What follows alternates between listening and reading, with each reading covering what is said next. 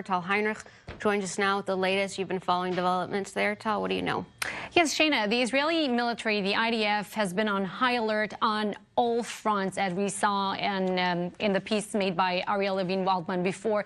On Israel's northern border, following the threat by Iran that it will retaliate for the attack attributed to Israel, an attack that Israel has not confirmed, of course, on a military airbase in Syria on Monday, and also on Israel's southern border, as we know, where things flare up very, very quickly almost every weekend now, as the marches, the demonstrations by the Palestinian protesters are set to increase and become more and more intense as we get closer to the date of the move of the U.S. Embassy to Jerusalem, as well as to Israel's 70th anniversary celebrations. Now, what happened today is that the IDF targeted several outposts of Hamas inside the Gaza Strip, and that is following this incident that you described, that an IDF bulldozer that was working along the security fence, the Gaza Strip, was blown up by an explosive device that detonated.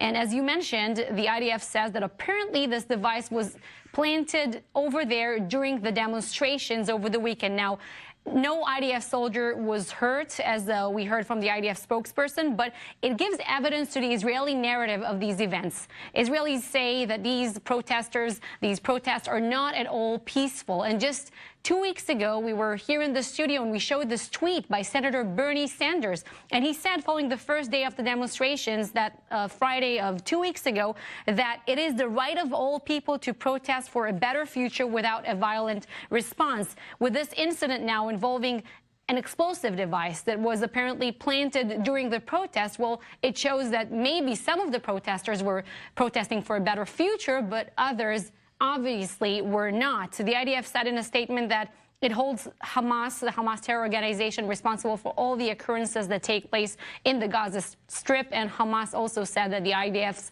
actions only reflect the embarrassing and hysterical state of the occupation. That's a quote from Hamas. All right. Fighting words between the two groups. Is it getting any coverage, though, this story in the world news? I know that when the Palestinians protest, that gets a lot of coverage. But do you think this explosive device is getting any coverage? I don't think so. I think only on I-24 News, to be honest. The entire world, the entire region is flaring up right now, and the focus is not on the Palestinians. There are other conflicts across the Middle East. They take more focus. All right. Tal Heinrich, our anchor and correspondent. Tal, thank you. We appreciate it.